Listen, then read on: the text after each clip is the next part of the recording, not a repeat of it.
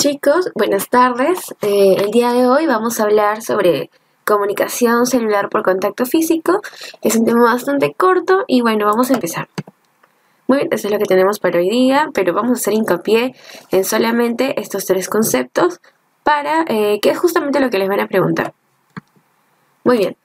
Bueno, esta imagen a modo de resumen, ya conforme vayamos explicando, pueden volver a revisar esta imagen y se van a dar cuenta que ya estas son justamente de los que les hablaba hace un rato. Uniones estrechas, también llamadas oclusivas, cuya principal función es ser barrera de permeabilidad, desmosomas, igual que hemidesmosomas y contacto focal, soportan tensiones en la célula, y las uniones tipo nexus, también llamadas comunicantes, también llamadas gap o hendidura, sirven para el pase o la movilización de distintas moléculas de citoplasma de una célula al citoplasma de la otra. Muy bien, sistema de interacción celular. Bueno, esto no es muy importante, pero es un cuadro que nos dice que en los animales, las uniones van a ser de dos tipos: uniones especializadas y uniones no especializadas. Las uniones no especializadas se verán implicadas en de repente situaciones como es la migración de leucocitos o las interacciones de células del sistema inmunitario. ¿Okay? Donde exista una inflamación o donde exista de repente una infección, las células del sistema inmunitario se dirigirán hacia donde sea necesario y se unirán justamente a moléculas de manera no especializada. Por eso es que se llaman uniones no especializadas. En cambio, las uniones especializadas tenemos de tres tipos: uniones adherentes, uniones oclusivas y uniones comunicantes. Estas son en las que nos vamos a centrar, ¿no? Estas son justamente las que más preguntan en la facultad. Finalmente, en plantas, los plasmodesmos, que en realidad no nos interesan mucho, ya que, por obvias razones no vamos a tocar temas de plantas, ¿verdad? En biología. Lo que sí vamos a hacer un poco hincapié son en las uniones en animales, sobre todo las especializadas. Pero comencemos hablando de las uniones no especializadas. Las uniones no especializadas no son visibles al microscopio electrónico. Y esto debido a que estas uniones no especializadas son efímeras, es decir, el corto tiempo en el que se dan no permite que sean visibles ante el microscopio electrónico. ¿Ok? Entonces, la primera cosa que tenemos que recordar sobre las uniones no especializadas es que son uniones de corto tiempo, es decir, son efímeras, pasajeras, rápidas. Vamos a encontrar este tipo de uniones, por ejemplo, en las células en migración celular, durante la embriogénesis y también durante las primeras uniones de reconocimiento durante el proceso de formación embrionario. Tenemos dos tipos de uniones no especializadas. Tenemos glicoproteínas dependientes de calcio y glicoproteínas independientes de calcio o no dependientes de calcio. Lo que tenemos que recordar sobre las glicoproteínas dependientes de calcio son las que pertenecen a este grupo, que son las que comienzan con K, que son las principales. Las caderinas, también están las cateninas, que no las he puesto acá, las adesinas, las selectinas. Las integrinas las he puesto con un asterisco porque las integrinas también pertenecen al grupo de glicoproteínas independientes de calcio, o sea, no dependientes de calcio. Sin embargo, también pueden ser ubicadas dentro de este grupo. No es muy usual verlas acá, pero existen integrinas que son dependientes de calcio. Pero en su mayoría, y destacan sobre todo, por pertenecer a la familia de glicoproteínas independientes de calcio. Y independientes serán todas las que empiecen con I, inmunoglobulinas e integrinas, ¿ok? Entonces, si les preguntasen las glicoproteínas independientes de calcio, no duden en poner aquí las integrinas. Siempre las integrinas serán independientes, igual que las superfamilia de inmunoglobulinas. Muy bien, uniones especializadas. Las uniones especializadas van a mantener la integridad estructural de los tejidos. Todas cumplen con esta condición, mantener la integridad estructural de los tejidos.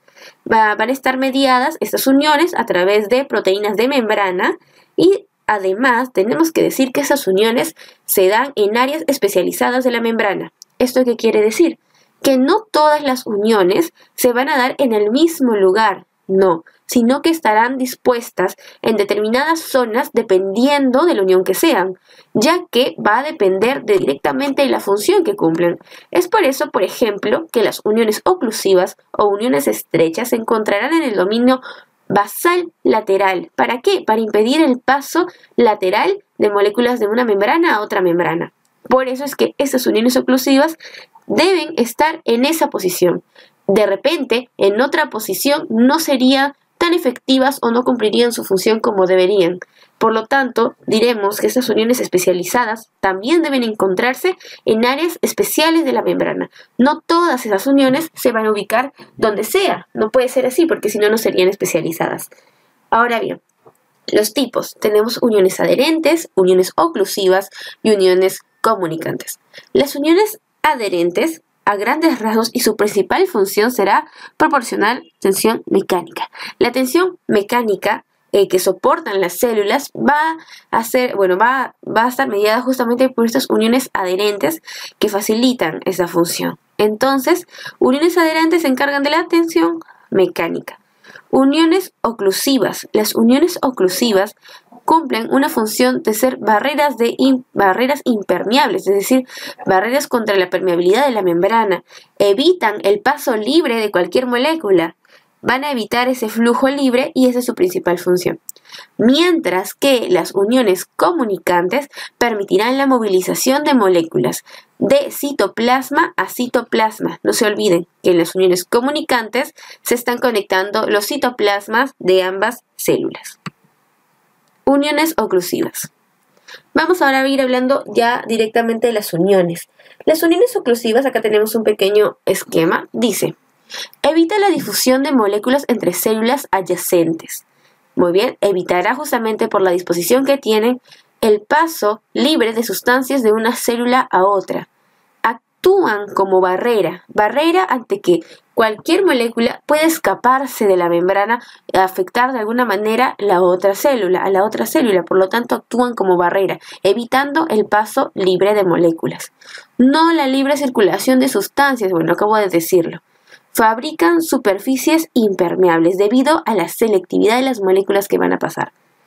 Previene la migración lateral de proteínas de membrana y por lo tanto conserva las propiedades de esta membrana, porque muchas veces son las moléculas que contienen nuestra membrana celular la que le dan sus propiedades. Por lo tanto, si estas moléculas se escapasen de la membrana para pasarse a la otra, nuestras membranas perderían sus propiedades específicas debido a las moléculas que poseen. Por eso es tan importante que se queden dentro de la membrana y no se vayan a fugar hacia el otro lado. Para evitar esto se encuentran las uniones oclusivas, también llamadas uniones estrechas. El área focal con la posición estrecha de membranas. ¿Esto qué significa? Que no es que las membranas se vayan a pegar, se vayan a fusionar para evitar el paso, no, sino que existen unas proteínas que lo que hacen es más bien formar redes y coser las membranas a modo de una costura. Acá vamos a observar, tenemos una membrana, tenemos proteínas que forman redes, pero lo que hacen es como una costura. No las pegan, no se pegan las membranas, no se fusionan, sino sufren una costura mediada por proteínas. Muy bien. Vamos a encontrar este tipo de uniones, por ejemplo, en células especializadas en la absorción y secreción, sobre todo en células donde no se deba permitir la mezcla de dos sustancias, ¿ok? Por ejemplo, en la vejiga se tendrán esas uniones, ¿por qué? Porque se requiere mantener las concentraciones de iones estables, ¿no?, que le corresponden a la vejiga. De igual manera, en el cerebro se debe de evitar la mezcla de líquido extracelular con sangre. Entonces, estas uniones estrechas, estas uniones oclusivas, se encontrarán en zonas donde las sustancias no deban de mezclarse. Otro ejemplo clarísimo es el de las células intestinales, ¿no?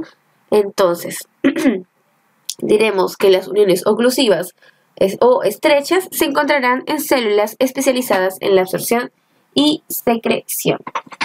También diremos que en células que realicen transporte activo. Y ahora vamos a introducir a este concepto de zónula occludens. La zónula occludens en realidad no es más que una zona donde vamos a encontrar muchas uniones estrechas. Entonces, así recordémoslo. Recordemos la zónula occludens. La zónula occludens es un lugar donde encontraremos muchas, o es un conjunto de uniones estrechas, no es más que eso. Así que si escuchan este concepto, no se mareen, no es más que una acumulación de uniones estrechas. Muy bien, continuemos. Uniones comunicantes. Las uniones comunicantes, yo les mencioné que también podríamos llamarlas uniones nexo, uniones gap, uniones hendidura. Muy bien, con cualquiera de estos nombres se les conocen a las uniones comunicantes y justamente reciben el nombre de uniones comunicantes debido a que comunican citoplasmas. No, en este caso particular, las uniones no están comunicando membranas, no están uniendo membranas, sino están uniendo citoplasmas, conectan citoplasma con citoplasma y no lo hacen mediante cualquier cosa, sino mediante una estructura especializada que es el conexón. El conexón va a mediar la unión entre citoplasma y citoplasma y es a través de este conexón que van a atravesar las sustancias que requieran pasar de un citoplasma a otro. Por eso, facilitan la comunicación celular entre células. Permite la difusión selectiva de moléculas. Es verdad que va a permitir el paso, sí, pero no el paso indistinto de moléculas, sino un paso selectivo de moléculas. No cualquier molécula va a pasar de citoplasma a citoplasma, sino las que realmente necesite la célula, como son, por ejemplo, los oligosacáridos, vitaminas, aminoácidos. Vamos a ver pocas uniones comunicantes en células adultas, sin embargo, veremos muchas durante la embriogénesis. Y sobre todo destaca un ejemplo de célula donde encontramos bastante esas uniones comunicantes son en las células musculares cardíacas. ¿Y por qué? Nosotros sabemos que el corazón tiene un sistema eléctrico que permite la contracción de este músculo cardíaco. Ahora, no todas las células están directamente conectadas con ese sistema eléctrico, por decirlo de alguna manera.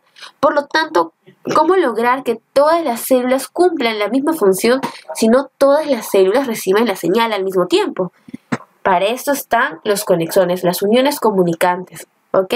Una célula ha sido activada por este impulso eléctrico y por medio de sus uniones comunicantes transmite esta información a la otra y la otra y la otra y la otra y la otra y así todas las células pueden realizar la contracción al mismo tiempo. Es así como funciona el mecanismo de contracción muscular en las células musculares cardíacas. Gracias a estas uniones comunicantes se puede transportar las señales que intervienen en la contracción. ¿Ok? Entonces, un ejemplo de unión comunicante encontramos en la contracción de las células musculares lisas, pero sobre todo en las cardíacas. Ahora, hablemos propiamente del conexón. El conexón, les mencioné, es un cilindro hueco, es un cilindro obviamente que tiene dos orificios por donde pueden pasar distintas sustancias, ¿no? Entonces, este conexón está formado por proteínas llamadas conexinas, ¿ok? Estas proteínas conexinas forman el conexón, pero no en cualquier número, sino en un número específico que es en un número de 6. Entonces, diremos que 6 conexinas forman un conexón, ¿ok?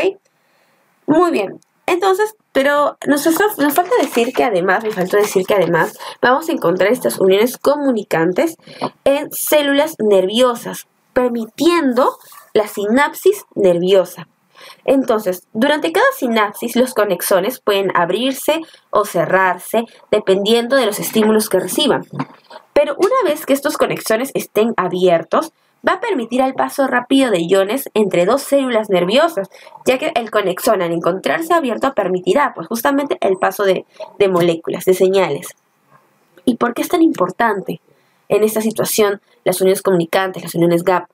Porque existen patologías del sistema nervioso donde existe una mutación en los conexones. Y esto puede conllevar a enfermedades muy perjudiciales, como puede ser la enfermedad de Charcot-Marie-Tooth, en la que se ha afectado una proteína de la conexina. Bueno, específicamente es la proteína CX32 beta 1, pero eso no es tan importante.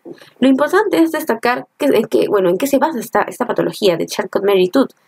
Es una patología hereditaria que da lugar a una degeneración de nervios periféricos y posteriormente una pérdida total del control muscular.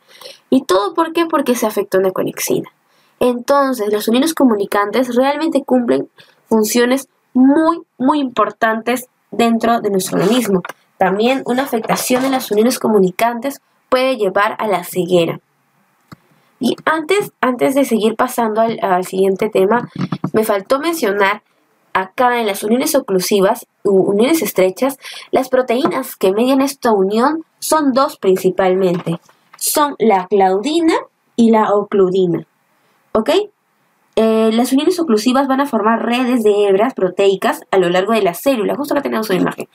Forman redes de hebras proteicas a lo largo de la célula. Y cada una de estas hebras, está compuesta por proteínas transmembrana, que son dos específicamente. Son la claudina, así como Claudia, claudina y ocludina, ¿ya? Que son moléculas justamente que van a permitir estas uniones estrechas, son proteínas. Además vamos a encontrar moléculas de adhesión celular, que son las moléculas YAM, ¿no? Que no son tan importantes, porque principalmente las dos proteínas que debemos recordar en las uniones estrechas o uniones oclusivas son las proteínas claudina y la ocludina. ¿Ok? Genial. Muy bien, sigamos. Uniones adherentes. Y en las uniones adherentes, aquí sí vamos a hacer un largo espacio, ¿sí? Porque es muy importante que nosotros hablemos de las uniones adherentes. Aparte, las uniones adherentes son las que más problemas nos traen a la larga. Voy a dejar un archivo donde voy a explicar un poco mejor con un esquema bastante sencillo las uniones adherentes, por si no queda claro, pero vamos a intentar que quede claro ahora todo. Muy bien, lo primero que vamos a decir que las uniones adherentes también se les pueden conocer como uniones adhesivas, como uniones de anclaje. Entonces, cualquiera de estos tres nombres hace referencia a las uniones adherentes. Las uniones adherentes, uniones de anclaje o adhesivas, estas uniones unen citoesqueletos de las células, es decir, estructuras que se encuentran en el citoesqueleto. Hablamos de los filamentos que se encuentran en el citoesqueleto, específicamente los filamentos de actina y los filamentos intermedios, y desde estos filamentos van a unirse a tejidos subyacentes, ya sea otra célula o ya sea la matriz extracelular. Entonces, las uniones adherentes se pueden dar célula-célula o pueden darse célula matriz extracelular. Muy bien, hasta ahí vamos claros. Dijimos que las uniones adherentes pueden unirse célula con célula o pueden unir célula con matriz extracelular. Cuando unan célula, tenemos que tener en cuenta que pueden unirse, se van a unir al citoesqueleto, sí, pero ¿qué filamento? Pueden unirse a filamentos intermedios y a filamentos de actina. Entonces, dependiendo también de a qué filamento se esté uniendo, esté interaccionando, va a tener un nombre específico. Es por esto que hay que tener en cuenta estas dos características. Primero, que las uniones adherentes unen célula-célula o célula matriz y que además van a interaccionar con fibras de actina o fibras de filamentos intermedios. La función principal de las uniones adherentes es proporcionar estabilidad mecánica a las células epiteliales, mantenerlas como una unidad cohesiva, ¿ok? Son esenciales en el plegamiento para la formación de órganos, y existen 4 tipos que tenemos que conocer muy bien y sus características, que son las uniones adherentes, son los hemidesmosomas, el contacto focal y el desmosoma. Muy bien, ahora vamos por partes. De esto yo les hablaba hace un momento. Las uniones adherentes pueden ser de 2 tipos, según el filamento al que se unan. Pueden ser de anclaje a filamentos de actina o de anclaje a filamentos intermedios. Vamos a hablar cuando una célula se une a una célula, encontramos que se une célula, estaremos hablando de una unión adherente propiamente dicha, cuando esta unión célula-célula está mediada obviamente por caderina y además se ancla a filamentos de actina. Si cumple con todas estas características, hablamos de una unión estrecha propiamente dicha. ¿Ok? Perdón, unión adherente propiamente dicha. Entonces, lo primero que tenemos que decir es que una unión adherente propiamente dicha, que es el primer tipo de unión adherente, si se repite el nombre, yo sé que puede ser confuso, Pero dentro de las uniones adherentes tenemos a la primera, que es unión adherente propiamente dicha. La unión adherente propiamente dicha se da de célula a célula. Entre ambas células, la proteína transmembrana es la caderina y interiormente las células se unirán a los filamentos de actina. ¿Ok? Siguiente tipo de unión adherente, contacto focal. El contacto focal se da célula matriz y cuando yo tengo una unión célula matriz, siempre estará mediado por integrinas. Eso siempre. Célula matriz, integrinas. Célula, caderinas. ¿Ok? Yo sé que ahorita de repente suena muy abstracto, por eso es que planeo dejar un esquema donde pueda dejarles unos gráficos que puedan observar mejor. En el contacto focal, al igual que en la unión adherente propiamente dicha, se va a anclar en la célula directamente a los filamentos de actina. Ahora pasemos al anclaje de filamentos intermedios. Otra vez, una interacción célula-célula, mediado por caderina, pero esta vez se van a anclar a filamentos intermedios. Por lo tanto, ya no es unión estrecha adherente propiamente dicha, sino es desmosoma. Ese es el nombre que toma. Desmosoma es una interacción célula-célula mediado por caderina, donde se anclan ¿a quién? Los filamentos intermedios. ¿Ok? Siguiente, hemidesmosoma. El hemidesmosoma es una interacción célula-matriz extracelular. ¿Mediado por quién? Por una integrina. Siempre las integrinas mediando uniones célula-matriz extracelular. Pero la particularidad de los hemidesmosomas es que estos se van a anclar a filamentos intermedios.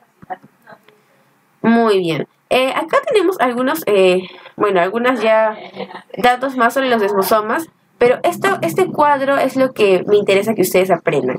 Este cuadro ha sido tomado del libro Alberts de biología molecular, que seguro lo pueden utilizar como referencia, es muy bueno para este tema sobre todo.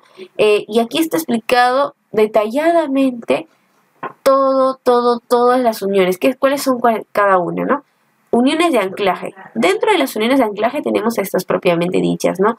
Las uniones, dice célula-célula. Son dos células que se están uniendo.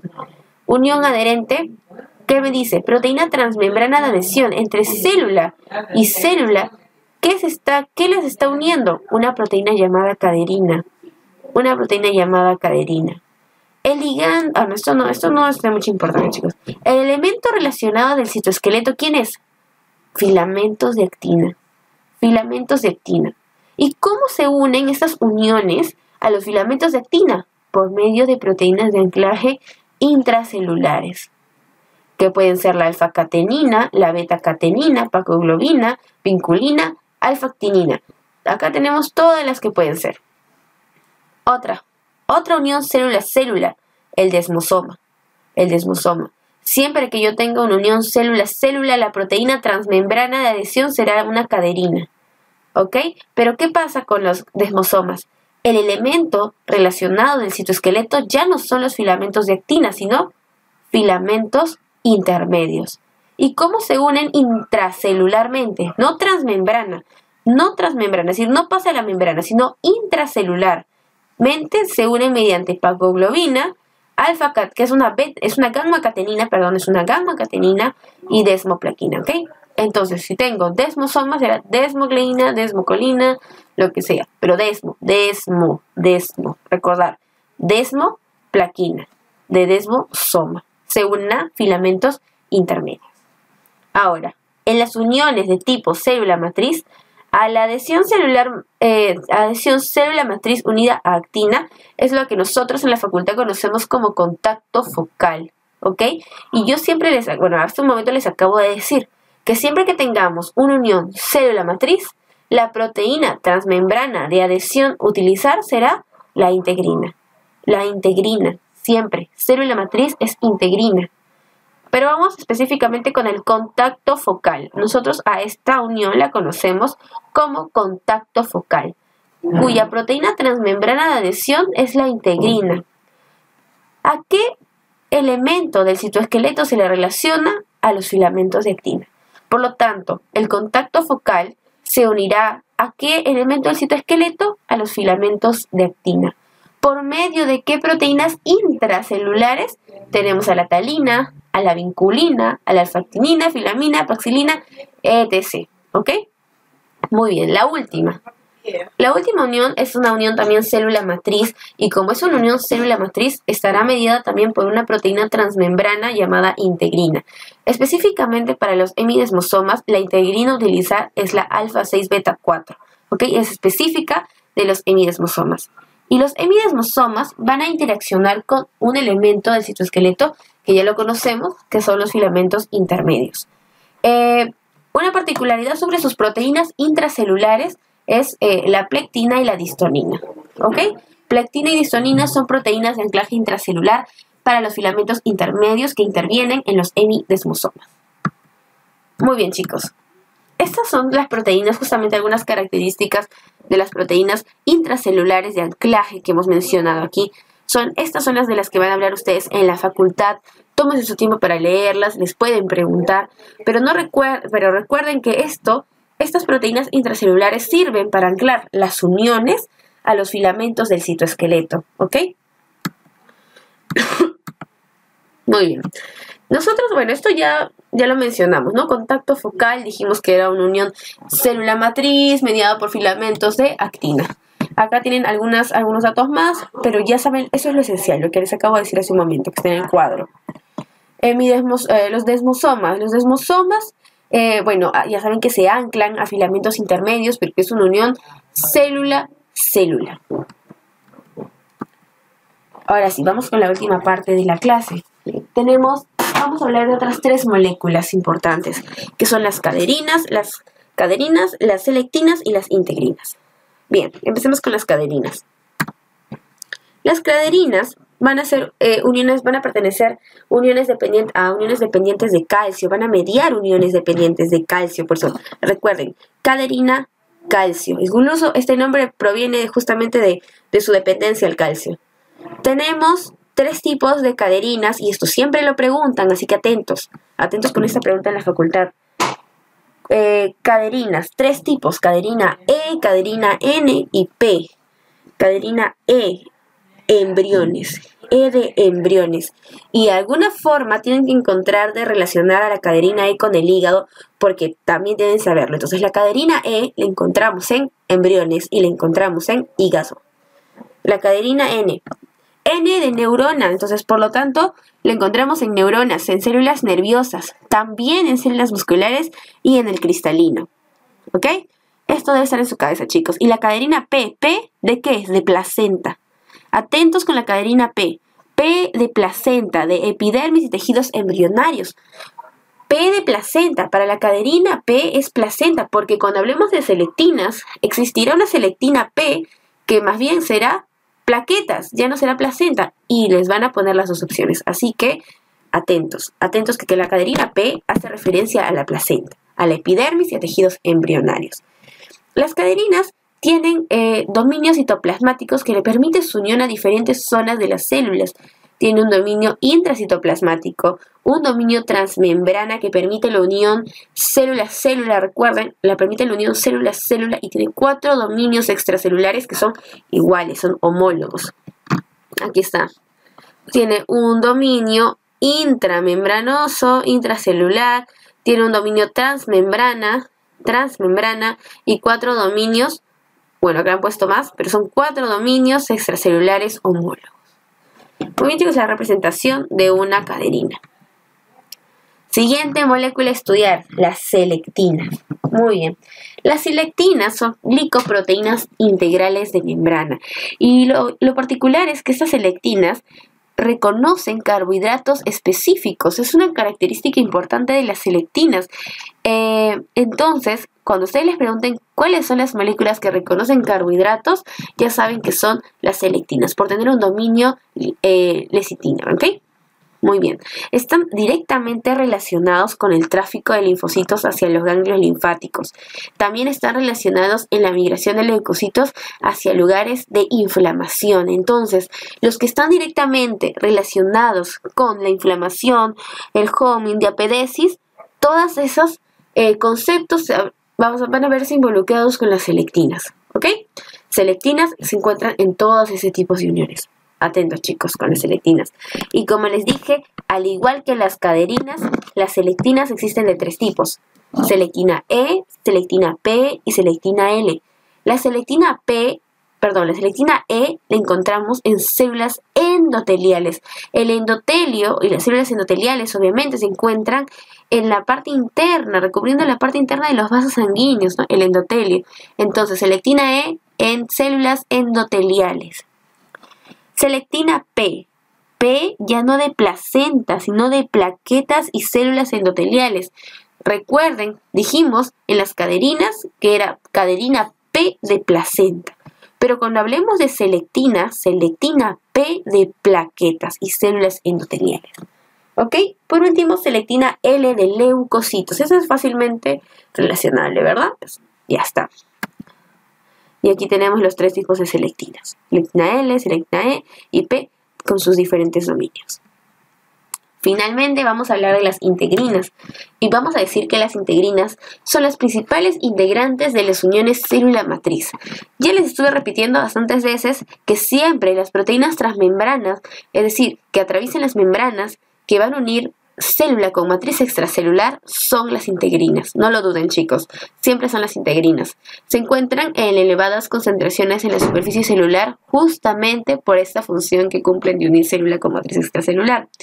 Encontramos 8 tipos de integrina que reconocen fibronectina y 5 tipos de integrina que reconocen laminina. Tanto la fibronectina como la laminina son componentes de la matriz extracelular. ¿Ok, chicos? Por eso se permiten su unión y lo reconocen y por lo tanto pueden unirse. Tienen dominios específicos para estas proteínas. Entonces, fibroblastos poseen integrinas para la fibronectina, laminina y colágeno.